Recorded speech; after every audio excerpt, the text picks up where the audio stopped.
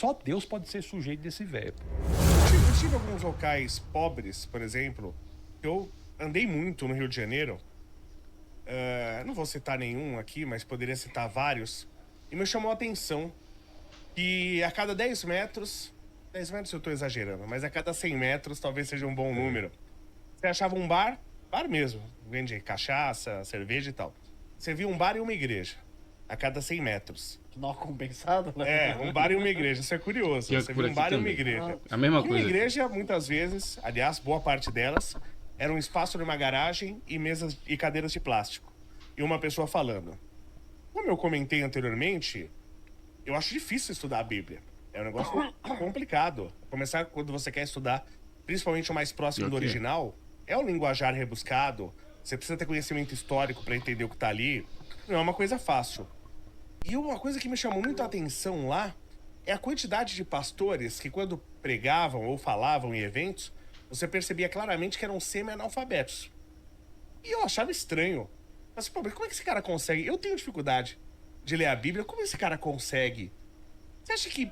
Porque me parece que pastor é uma coisa que qualquer um pode ser. Que qualquer um tá sendo um pastor.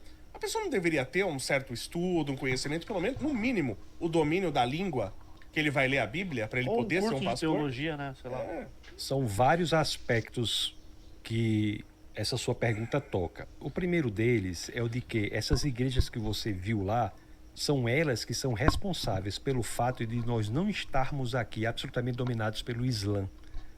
Como está, por exemplo, a Europa. Eu ia muito à Suécia quando era jovem, morei no norte da Noruega. Era um dos melhores países do mundo. Passou frio, hein? Passei frio.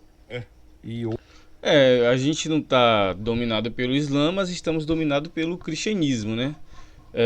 A nossa cultura original, ela realmente foi perdida. Se foi esse o problema, né? Se foi essa questão de se o medo for a gente perder a nossa cultura, na verdade a gente não tem mais a nossa cultura original.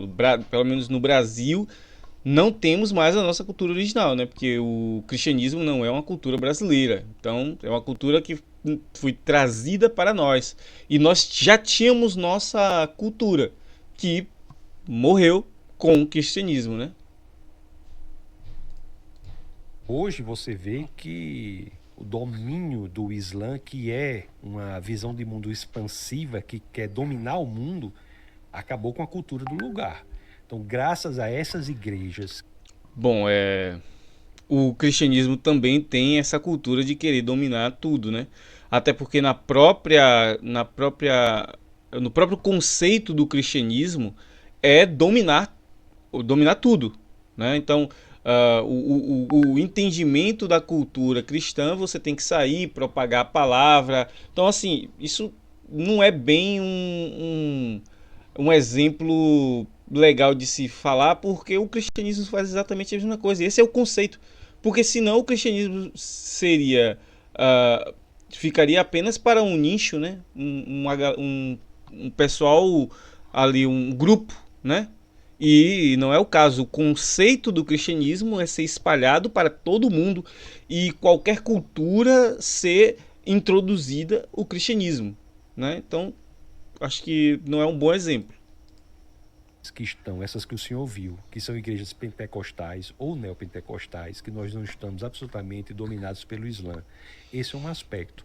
Outro aspecto importante da sua pergunta é que na igreja do Senhor é o único lugar na face da terra em que o doutor senta e o analfabeto prega.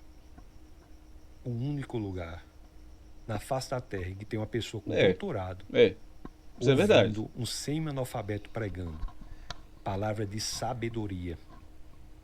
Inspirado nas escrituras, ele prega palavra de sabedoria.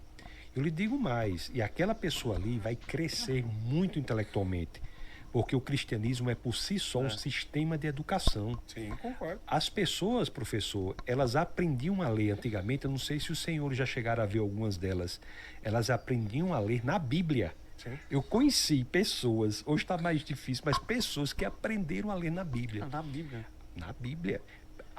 O cristianismo é um sistema de educação. As escolas bíblicas dominicais nessas igrejas na igreja cristã foi criada para ensinar as pessoas a lerem. E eu já tenho até dito para alguns pastores que temos que retomar isso, porque a escola não ensina mais ninguém a ler. Sim. Nós inventamos a impressionante instituição da escola que não serve para ensinar ninguém a ler. Então, o cristianismo é uma instituição que, por excelência, é educacional. Então, Olha, depende, né? Depende muito. Realmente, quando você é criança, né, você não aprende de fato a ler na escola, né? Você, quer dizer, depende também, depende muito. Não é generalizado, isso daí não é geral. Normalmente, realmente, você aprende a ler em casa, por exemplo, eu aprendi a ler em casa, mas eu conheço pessoas que aprenderam a ler na escola, principalmente quando você está atrasado, né? Por exemplo, eu conheci uma pessoa que ela veio aprender a ler com 11, 12 anos, por aí, uns 12 anos de idade, 12, 13 anos, na verdade. Nessa faixa, eu não vou saber dizer exato a idade. Ou seja, já é uma idade que ela já era para saber, né? E ela não sabia ler nada. E ela foi aprender na escola. Ela aprendeu na escola a ler, né? E como ela, na verdade, foi mais tarde. Eu acho que foi com 14 anos. Foi com 14 anos mesmo. Ela aprendeu a ler com 14 anos. E ela ficou ainda com um pouco prejudicada por ter aprendido a ler tão tarde, entendeu?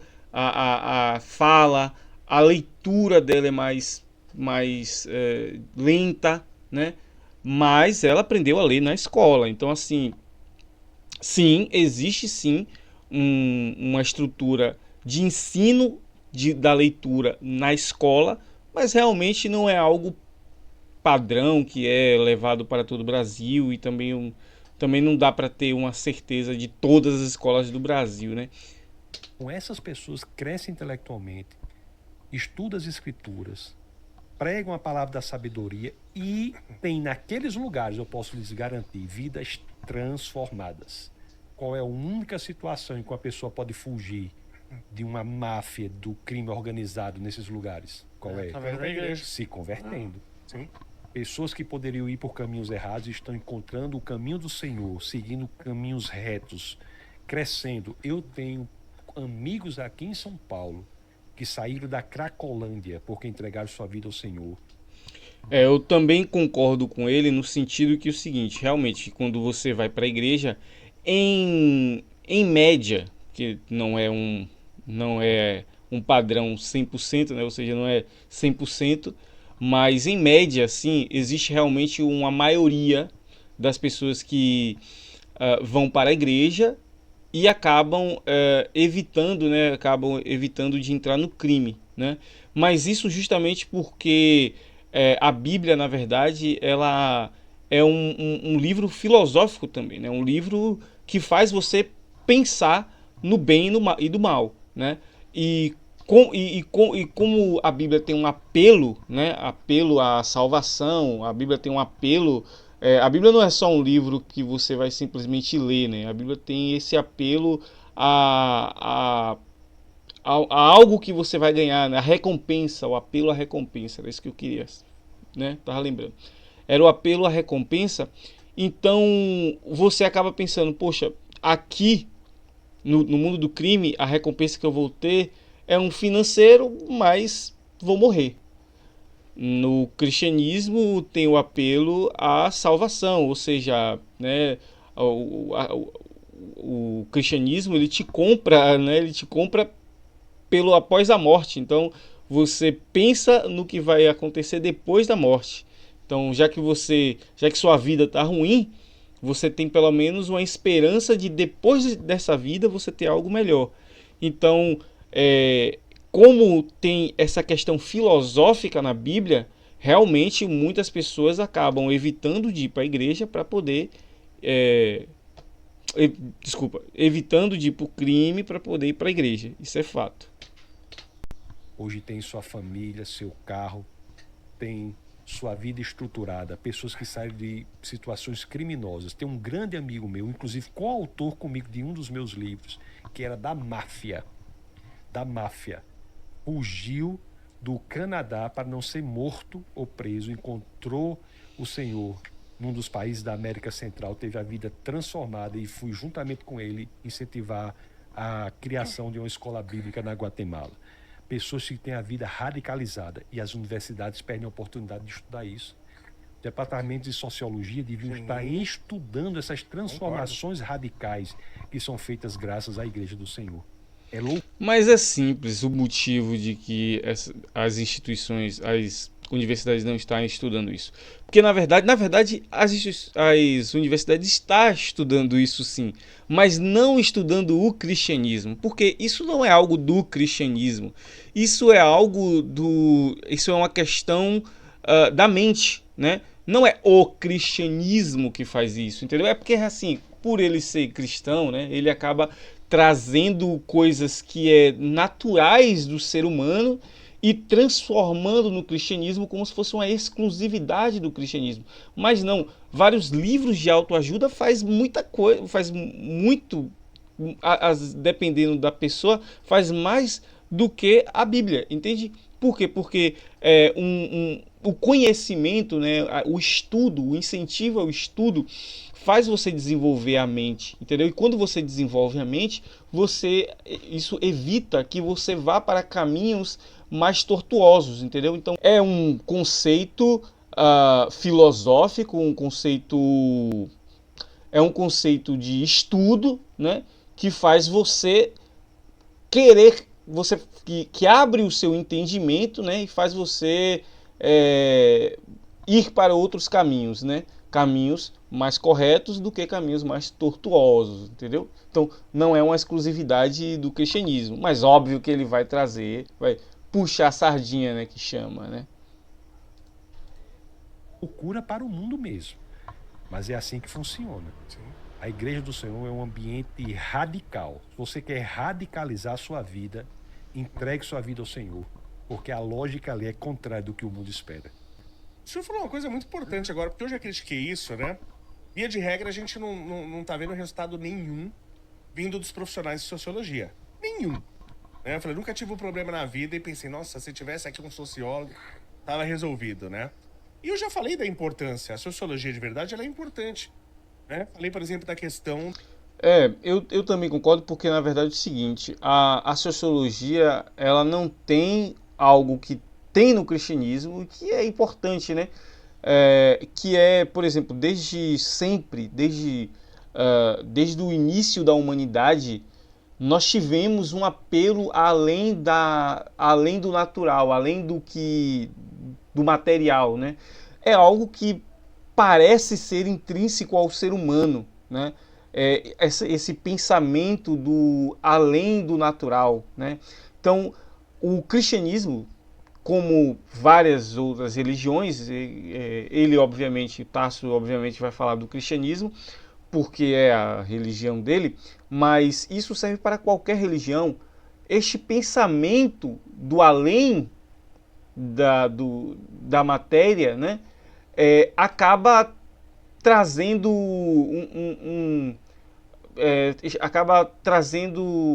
acaba reforçando certos... Acaba reforçando... peraí, deixa eu organizar o pensamento aqui. Lembrei. Acaba reforçando certos conceitos de moralidade da nossa natureza, né? Então você acaba, quando você não pensa no além da matéria, você pensa assim, eu vou morrer mesmo, vai morrer o cabo mesmo. Agora, quando você pensa no além da matéria, a sua moral, ela é um pouco mais elevada pelo medo, né? Poxa, você tem o medo por não saber o que é que tem do outro lado do mundo, né? Do outro lado da vida. Aí você acaba pensando, puxa, eu vou evitar fazer isso, fazer aquilo, porque depois dessa vida eu não quero... Então isso é algo que não é exclusivo do cristianismo, isso é algo que eu acho que desde o início da humanidade acontece a mesma coisa. A partir do momento que o ser humano começou a elucidar o fato das possibilidades de existir vidas após a esta vida, né? Uma vida após a morte, isso começou a ocorrer, né? da abolição da escravatura. A gente precisava de um planejamento ali, os sociólogos deveriam ter previsto a situação social que ia acontecer por causa do fim da escravidão, eles deveriam ter previsto e proposto soluções, e não o fizeram. Da mesma forma, nós deveríamos ter sociólogos estudando. Por que a religião consegue fazer transformações que inclusive psicólogos, psiquiatras e outros profissionais não conseguem? E não estão fazendo. É uma coisa curiosa, o senhor apontou uma questão muito importante. Mas, se o senhor me permitir, eu gostaria de entrar num outro assunto um pouquinho mais religioso, filosófico agora, de uma questão que eu ouvi e tenho ouvido bastante por aí, sobre a questão de onde Deus está. E no sentido, inclusive, de Deus ser atemporal. Então eu vejo muita gente falando que Deus não está no tempo, né? Que o tempo não passa para Deus, que o tempo não faz, que não tem tempo. Né? Onde Deus está, o Deus está fora do tempo. Aliás, é essa frase que muitos falam. E eu não consigo enxergar o sentido disso, até porque isso não está escrito na Bíblia. Né? O que está escrito na Bíblia é que o tempo, é o que a gente percebe, que dá a entender, é que o tempo passa diferente para Deus. Então, 1000 anos para uma pessoa, para Deus pode parecer um dia. Então, na Bíblia assim tem esse conceito. Mas não fala que Deus está fora do tempo, em lugar nenhum. Até porque se você está fora do tempo, se não existe tempo, não existe ação. Deus não poderia fazer nada. E se ele fizer, o fato de ele fizer já implica em tempo. Porque se não há tempo, não tem ação. Não tem ação. Tem como. O tempo, na verdade, ele não existe. Tempo não existe, tá? Tempo não existe. O que existe é ação. Realmente é movimento.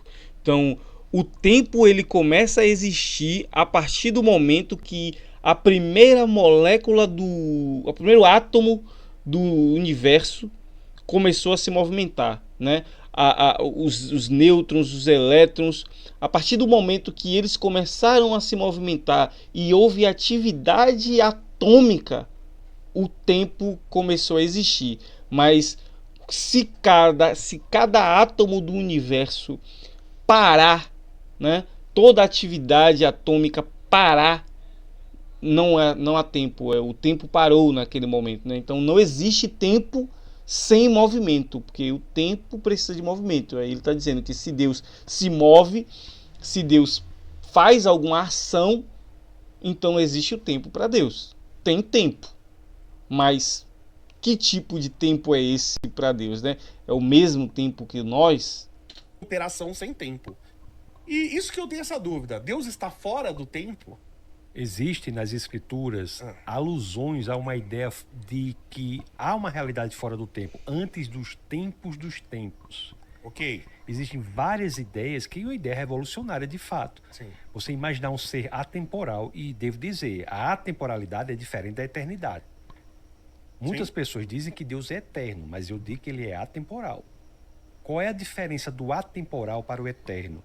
Que o eterno jamais subverterá a ordem passado, presente e futuro. Sim. Para o atemporal, essa ordem não se aplica. Ele consegue andar no tempo, o atemporal. O atemporal, para ele, o tempo é uma dimensão sobre a qual ele exerce domínio. Ele não está submetido à dimensão temporal. Ele se movimentaria no tempo como a gente se movimenta no espaço. E o espaço e o tempo são indistinguíveis, digamos assim, e ele está fora do espaço-tempo. E quando ele, teologicamente falando, resolve ingressar no espaço, há uma limitação brutal, não só espacial, mas temporal.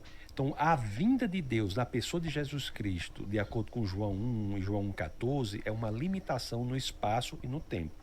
Agora, deixa eu lhe responder mais especificamente. A ideia de Deus atemporal pode ser vista logo na primeira linha da Bíblia.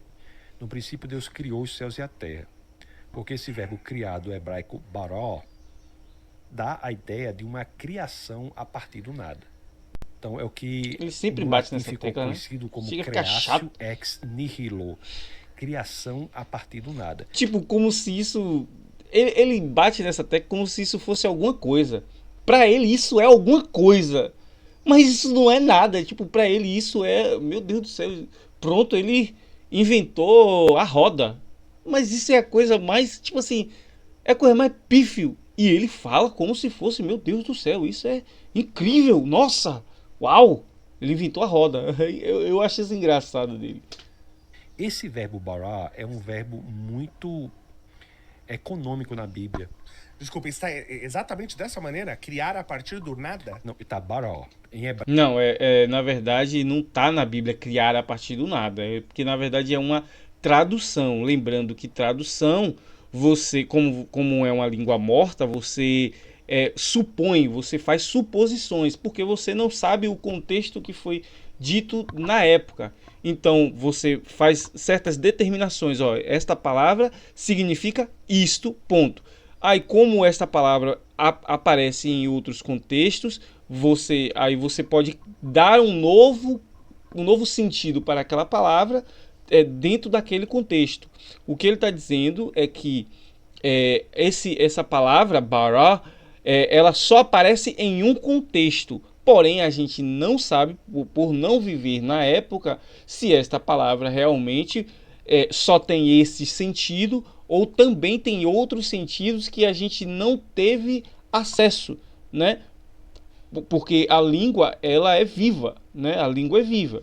Então acontece que essa palavra pode também ter outros significados, mas dentro dos estudos, dentro do contexto que nós temos, né, até o momento, a gente só tem esta tradução, só tem este ponto que a gente pode determinar. É isso que ele está dizendo, mas tudo bem, né? Como se fosse muita coisa. Hebraico. Aí a interpretação de Bará aceita a possibilidade de criação a partir do nada. Certo. Isso, você vê, a interpretação aceita. Então, assim, se caso esta palavra tivesse sido usado em outros contextos, né, aí não poderia ser outras coisas também, né? Mas por conta de uma limitação de um estudo e tal, de não ter vivido na época, de não ter experienciado a língua, a gente não experienciou a língua naquela época. Então a gente não tem como ter esse contexto 100%. Então a gente determina, a gente fecha o sentido da palavra, já que ela só foi usada nesse contexto, dentro daquilo que a gente tem, né? Dentro das palavras que a gente... dentro do contexto que a gente tem, né? A essa interpretação se deu o nome de creatio ex nihilo, criação a partir do nada em latim, deu esse nome. Esse verbo bara, que é diferente do verbo yatsá e assá em hebraico, que não é criar a partir do nada, mas é criar a partir do que já existe. Sim. Como você moldar algo. Um pintor que pinta uma obra, ele cria uma obra belíssima, mas a partir da tela e do pincel e da tinta que já existem. Mas o verbo bara é um verbo criar a partir do nada, que exige um agente tão poderoso, que só Deus pode ser sujeito desse verbo. Então, esse verbo está em 3 situações no capítulo 1 de Gênesis, sabe? Que é Gênesis 1:1, que é o que eu lhe falei, no princípio Deus criou os céus e a terra. De novo, você vai ver que ele vai dizer 1:21, que é como se fosse que algo da criação incrível. De animais almáticos, isso tem implicações na eu evolução. Já ouvi esse argumento mais de 20 Gênesis vezes. 1:27, que fala da criação do homem, tem implicações na evolução também. 1:27. O senhor acredita na evolução? Eu acredito na evolução, mas não acredito na capacidade da evolução de gerar ganho de complexidade. Entendi. Um processo evolutivo de seleção natural, mas mutação aleatória existem. O que eu não acredito é que ele é capaz de gerar ganho de complexidade a ponto de você ter uma passagem de uma ameba de milhões e milhões de anos chegar a um ser humano. Certo. Mas é um outro assunto que a gente pode conversar. Certo. Então, falta de conhecimento, no caso, né? Do Que a gente tá Bará, falando. que Deus teria Ele não aceita o conhecimento da humanidade até hoje. o espaço, a matéria, o tempo. Nós temos, se a causa que criou o tempo, ela tem que ser atemporal. Portanto, a Bíblia, sim, faz menção, nos termos em que eu estou expondo, a uma causa atemporal. É que não necessariamente a causa que criou o nosso tempo, se considerar que a gente está num universo, e esse universo é o espaço-tempo, não necessariamente ela precisa ser atemporal. Imagina que no futuro nós tenhamos a capacidade de criar outro universo, inclusive fora do nosso. Esse outro universo a gente vai criar espaço e tempo. Então vai ter o início de um tempo, como teve pra gente, e nós não precisamos ser seres atemporais para criar isso. Então o que eu tenho dificuldade é o seguinte, do ponto de vista físico, é quando você... de fato, do ponto de vista humano, né, parece que este ser, né, que criou o nosso universo é atemporal, mas dentro do ponto de vista deste ser, não é, entendeu? Ele tem o tempo, tem tempo. É a mesma coisa.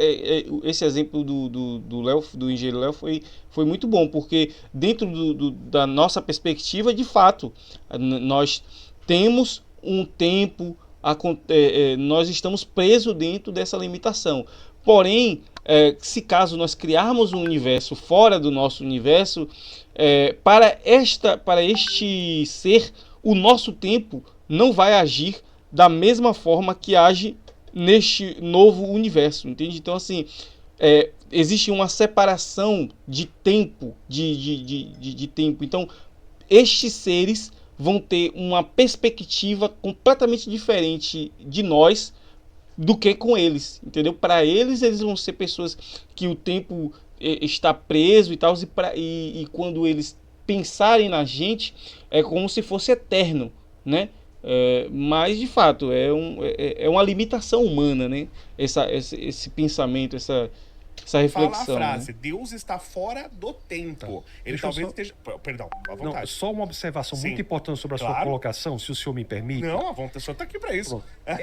Essa ideia de que há um universo anterior no qual o nosso universo foi criado, Sim, ou a ideia de que há multiversos, sim, são ideias que estão intelectualmente no campo das possibilidades. sim. Mas não há nada neste universo que indique isso. Nenhuma. É uma questão de Nada, fé. nada. Então, tá certo. Mas não é questão de fé. Se não tem nenhuma evidência. Não é se o questão senhor de concordou fé, é com uma o que eu questão filosófica, entendeu?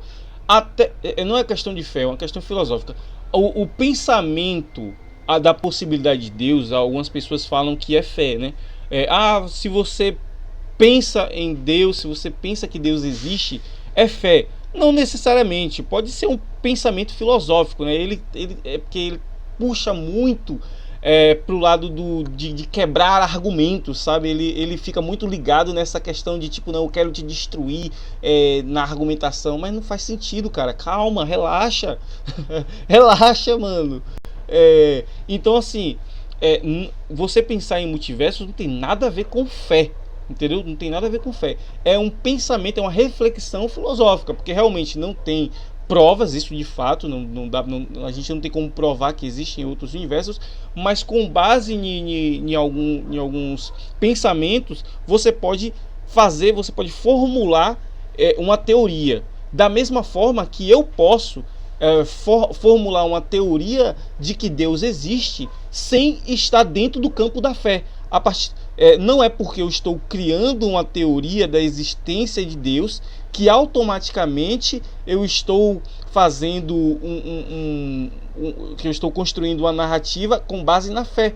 Eu só estou fazendo uma reflexão filosófica. Deus pode existir, Deus não pode existir, a menos que eu fale Deus existe, ponto e acabou. Aí por quê? Porque sim, entendeu? Eu não tenho argumentos, eu não tenho motivo. Então, a partir do momento que você traz argumentos, você constrói a possibilidade da existência de Deus, você não está fazendo uma reflexão com base na fé, você está fazendo uma reflexão com base em argumentos filosóficos, né? Agora, por que isso? Porque sim.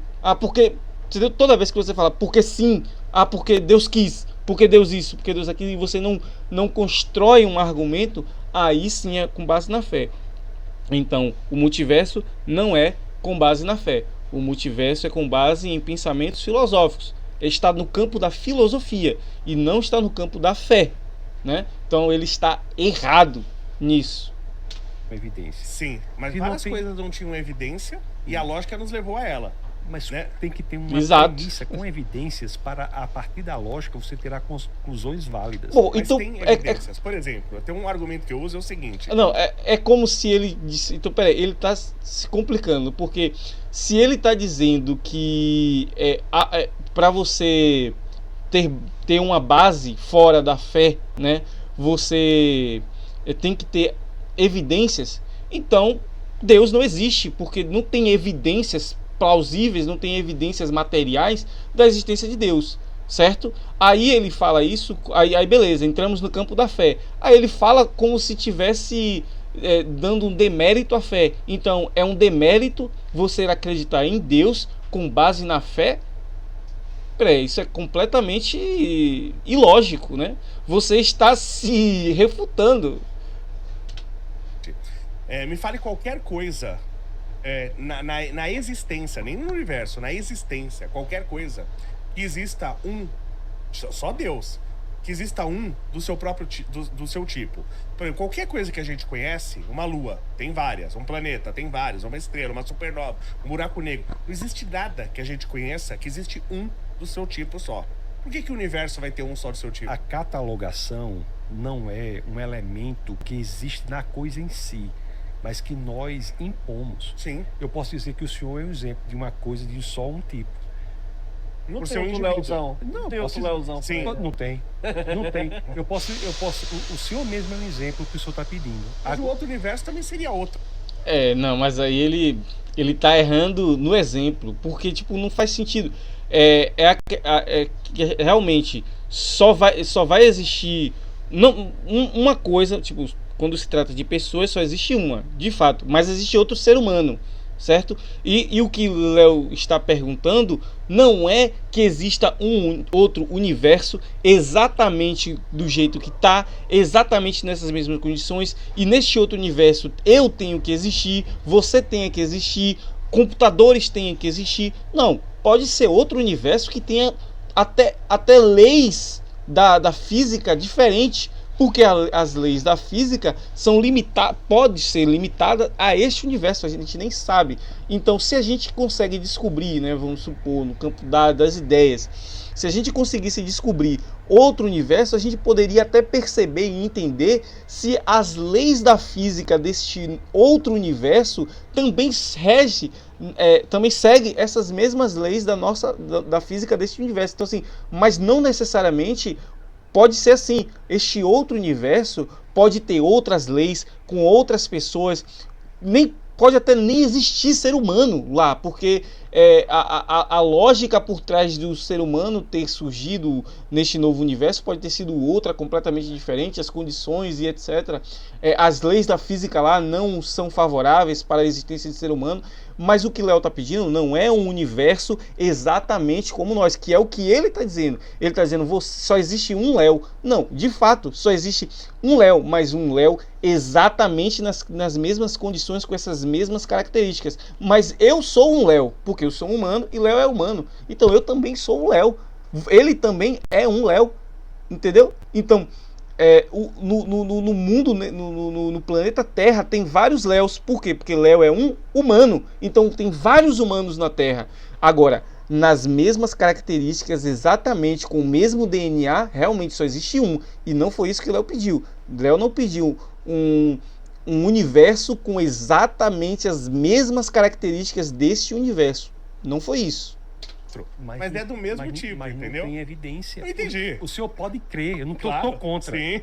Eu só tô lhe dizendo. Crer não é crer. Não é crer. Você vê que ele pega no crer como se ele estivesse quebrando um demérito da crença. Só que ele fazendo isso, ele tá jogando uma flecha em cima dele mesmo, né? Ele tá, o tiro dele tá saindo pela culatra, né? Que é uma crença que não está baseada em evidências, mas pode Sim, crer. a gente não tem nenhuma, realmente. Lógico que você tem algumas especulações. Como eu não gosto disso, quando você vê, por exemplo, o mapa da radiação de fundo do universo, tem lá uns pontos, falou, aqui pode ser um ponto que tocou, que um outro universo tocou. Eu não acredito nisso, tá? Eu não acredito. Mas eu acredito em outros universos. Fique à vontade. Mas nós estamos juntos num ponto. Sim. Não há evidências. Não há evidência. Nenhum, claro. Não há evidência. Nenhuma. De fato, não há evidência. Se é possível a gente ter. Isso. Isso. E lhe digo mais. Perfeito, isso não perfeito. soluciona a questão de Deus. Porque. Claro, ele pode criar vários universos. Pronto, se para a existência de um universo Com certeza. nós já chegamos à conclusão de que é preciso uma causa, para a existência de inúmeros universos, isso não soluciona a falta. Tem que ter muito mais uma causa para criá-los. Mas eu não quero refutar Deus, não. A coisa que eu mais quero é a existência de Deus. Eu também não quero refutar, não. Mas, bom, mas muito bom eu só me incomodo. Eu não sou ateu, tá? Em qualquer lugar que ele esteja, se ele está agindo, tem tempo. Pode ser que não seja o nosso. Pode ser que ele seja atemporal, no sentido de ser uma dimensão onde ele possa travegar, ou onde ele até possa vivenciar todo o tempo de uma vez só, mas que tem que ter tempo, tem que ter tempo. Pra ele Não tem da que ter forma tempo. que nós Dentro definimos o do. Tudo bem. A temporalidade. Isso, pode não existir o tempo dentro do nosso contexto, dentro daquilo que a gente entende como tempo, mas ele tem que ter um tipo de tempo que rege ele, né? tem que ter um tempo acima dele, no caso, que rege, que ele está limitado. Ele tem que ter uma limitação de um tempo dele, né? Porque a gente tem esse pensamento, a gente coloca esse pensamento da onipotência, né? Ah, Deus pode tudo. Então, se Deus pode tudo, não tem nada que está acima dele. Mas podem existir leis que regem ele, porque, tipo, como? É impossível, isso é ilógico não haver leis que regem o próprio ser, porque para existir um ser, tem que existir leis para esse ser estar limitado, entendeu? Existe uma limitação dentro desse ser, senão ele não é nada, senão a partir do momento que você que não tem uma lei que para poder esse ser se limitar, ele é tudo e qualquer coisa, ele pode ser tudo e qualquer coisa, ele pode ser tudo, inclusive nada, entendeu? Verdade, é uma existência que é difícil de entendermos, mas chegamos a ela pela questão de que o tempo, ao que parece, foi criado, veio a existir com o universo. Então, se na física nós chegamos à conclusão que o tempo veio a existir com o universo, existe uma dimensão fora desse tempo. É nela que Deus está, porque ele é a causa do tempo, não só do tempo, mas da matéria, do espaço, das próprias leis da natureza. É um erro muito comum das pessoas acharem que as leis são prescritivas. Sim. Mas não são, elas descrevem o que já existe. Sim, claro. Exato, a lei não faz com que a matéria se comporte da forma que ela está descrevendo. Não. A lei é uma descrição da forma como a matéria misteriosamente está se comportando. É a matematização da realidade. Isso, por isso que eu disse, né? Exato. O que é algo por isso que eu disse, né? Se um ser precisa ter uma limitação. As leis que regem este ser são essas limitações. Para você, por exemplo, eu tenho o meu corpo. Para eu ter o meu corpo, para eu ser um ser único e ter um corpo, eu preciso estar limitado a um espaço, né? Eu não posso ser todo o universo e ter um corpo ao mesmo tempo. Eu tenho que estar limitado ao meu corpo, a este campo espacial aqui. Então, não foi a lei que fez eu ter o meu corpo, não. O meu corpo que faz a lei ser escrita, né? Então você observa esta minha limitação e escreve a lei. Então a lei vem após o entendimento da limitação deste ser. O senhor concorda comigo? Sem dúvida. Por que a realidade se comporta matematicamente? Não há nada na matéria que nos diga isso. É previsível. Isso é maravilhoso, ser previsível. A previsibilidade, não só a previsibilidade, mas o fato de que a forma que ela se comporta aqui é a mesma forma que ela se comporta em Londres, no Japão. Então, as leis, a universalidade das leis... Mas isso a ciência explica, a previsibilidade decorrente dessas leis é algo que não se explica do ponto de vista da matéria. A ciência explica, isso tá? Eu acho mágico, a ciência explica isso. É legal conversar com... só que realmente isso, né? A ciência explica, porém... de uma forma um pouco mais abrangente, né? Óbvio que não tem... Existem estudos para explicar isso. E não tem nada de incrível. Ele fala como se a ciência não explicasse. Claro que a ciência explica, pelo amor de Deus. Maravilhoso como a ciência pode prever, por exemplo. A gente consegue estimar como vai estar o universo, e consegue mesmo, isso já foi feito, simulado. A gente consegue estimar como vai estar o universo daqui 100 trilhões de anos. Um universo escuro, frio, com várias anãs vermelhas, estrelas vermelhas por aí. A gente prevê daqui 100 trilhões de anos. Mas nenhum de nós aqui consegue saber se vai estar vivo daqui 10 minutos. É por isso que a Bíblia é o único livro religioso e que a Bíblia, e a ciência explica isso também, né? Que fala como parece que a ciência não explica, não caia nessa, tá? A ciência explica isso. A Bíblia diz que nós viveremos em novos céus e nova terra. A Bíblia é absolutamente condizente com a ideia de que o futuro desse universo era uma grande sopa cósmica fria sem vida. Haverá, segundo as Escrituras, uma ação sobrenatural de Deus para que vivamos em novos céus e nova terra. Esse termo novo tem um elemento muito importante aí, Sim. que é de acordo com o que o senhor está de maneira correta dizendo. Nós vivemos num processo entrópico, perverso, de perda de energia utilizável. Sim. O futuro é esse. E só vai piorar, viu? Só vai piorar. Só vai piorar. Vai piorar. Você entende que o conceito, né, o filosófico da Bíblia é justamente esse. Nós percebemos um problema dentro da naturalidade, né, que esta entropia vai fazer nós morrermos, né?